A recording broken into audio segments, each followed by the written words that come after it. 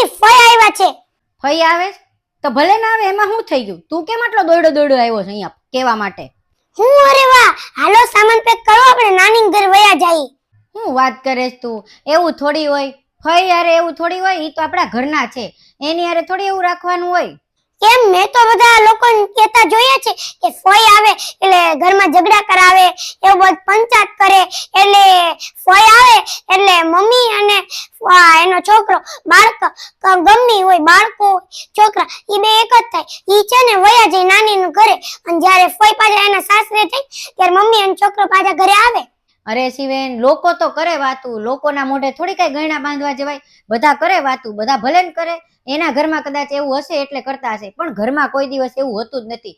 ઈ લોકોની માનસિકતા એવી થઈ ગઈ કે ફઈ આવે ને ઘરે એટલે ઝઘડા કરાવે, ફઈ આવે ને એટલે ખોટા છે ને પંચાયત કરે, પણ એવું કાંઈ હોતું નથી. કેમ, ઈ વ્યક્તિ કોઈના કોઈની ફઈ નહીં હોય તો ઈ હું એના ઘરે જાય તો ઝઘડા કરાવે? આપણે એવું નહીં રાખવાનું. ઈ તો આપણે જેવા હોઈએ ને એવા જ લોકો આપણને દેખાય, જેવું આપણે વિચારીએ ને એવું જ આપણને જોવા મળે, એટલે આપણે એવું નથી રાખતા.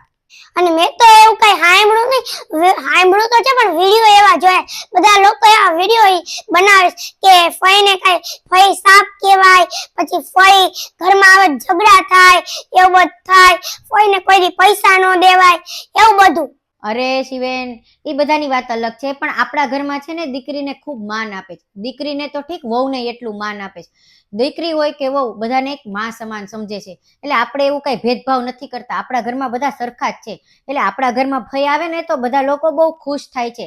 અને મેં તો વિડીયો એવાય જોયા કે ફઈ પનોતી કહેવાય, ફઈ ઘરે આવે એટલે એની કોઈ સંબંધ ન રખાય, ફઈ ઘરે આવે એટલે આપણે નાનીના ઘરે કે ગમે એના ઘરે વયું જવાય, અને ફઈ ઘરમાં આવે એટલે પંચાયત કરે ને બધું ઘરમાં ઊંધું કરીને જ જાય. અને તું વાત કરે છો ને ફઈની, તો તારી મમ્મી તે કોઈના કોઈની તો ફઈ છે જ ને. કેમ, હું કોકની ફઈ નથી? તો હું મારા ઘરે જાઉં તો હું ઝઘડા કરાવું છું? મામાને એવું કે છે, નાનીને એવું કે છે કે તું આવી એટલે અમારા ઘરમાં ઝઘડા થવા માંડ્યા. ઉપરાંતથી મામી મને કેટલું રાખે છે. જો આપણે આપણા મા બાપના ઘરે જઈએ તો આપણા માટે એવું ભેદભાવ નથી કરતા, અને એ લોકો આપણા માટે એવું નથી વિચારતા. તો તારી ફઈ જે છે એ આ ઘરની દીકરી જ છે ને, તો એ દીકરી માટે આપણે શું કામ એવું વિચારવું? કહેવાનું તો ઠીક છે, પણ લોકો આ વિડીયો બનાવે છે, તો આપણે આવા વિડીયો ન બનાવવા. અને રહી વાત વિડીયોની, વિડીયો તો લોકો બનાવે, કદાચ એના ઘરમાં એવું હોય, એને આજુબાજુમાં કદાચ જોયું હોય, અથવા તો કોકના મોઢે સાંભળ્યું હોય. જો શિવેન, બીજાના ઘરમાં જે થતું હોય, બીજા લોકો જે બોલતા હોય, અને એને જે સાંભળ્યું હોય કે જે જોયું હોય, પણ આપણા ઘરમાં એવું નથી. આપણા ઘરમાં દીકરી હોય કે વહુ, બધાને એક સરખું જ માન આપવામાં આવે છે, બધાને એક સરખું જ સમજવામાં આવે છે. વાત તો સાચી છે. અને આપણે દીકરી હોય કે વહુ કે ફઈ કે ગમે તે હોય, આપણે શું કામ કોઈમાં ભેદભાવ કરવાનો? અને આપણે જ્યારે મામાના ઘરે જઈએ, નાનીના ઘરે જઈએ, તો આપણી યારે થોડી ભેદભાવ કરે છે, આપણને કેટલું પ્રેમથી રાખે છે.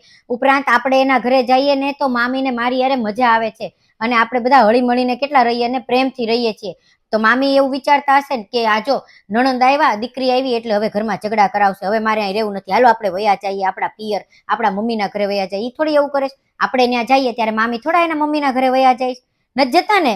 તો ઈ લોકો ત્યાં જ રહેશે. ઉપરાંત ઈ તો આપણે આવવાની રાહ જોવે છે કે જેથી કરીને આપણે ત્યાં જઈએ ને મજા આવે. એમ આપણે તે આપણા ઘરમાં ફઈની રાહ જોઈએ કે ફઈ અહીંયા આવે ને તો મજા આવે, હળી મળીને ફરીએ હરીએ ને મજા કરીએ, કેટલી મજા આવે.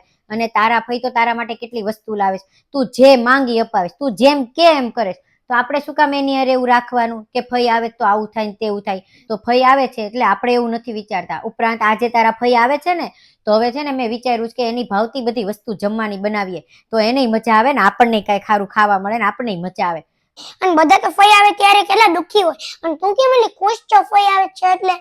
અરે શિવેન, ખુશ તો હોય જ ને. તને હું સમજાવું, બધા માટે એના ફઈ કે એના નણંદ જે હોય ઈ એને જે કહેતા હોય કે પંચાયત કરે ને ઝઘડા કરાવે છે, એને જે કહેતા હોય, કારણ કે ઈ તો એના મનની માનસિકતા છે. લોકોના મોઢે સાંભળી સાંભળી અને લોકોનું જોઈ જોઈને એને મનમાં એવું થઈ ગયું કે મારાય ફઈ ને મારાય નણંદ આવા થઈ ગયા છે, એટલે ઈ લોકો એવું વિચારે. અને તારા ફઈ છે ને મારા માટે શું છે ખબર છે? એક બેન છે, અને બેન હારે કેવા હળી મળીને આપણે રહીએ છીએ. બેન હારે તો કદાચ ક્યારેક ઝઘડા થાય, પણ મિત્ર હારે કોઈ દી થાય ઝઘડા? ન થાય. એટલે મારા માટે તારા ફઈ છે ને બેન નહીં પણ એક મિત્ર છે.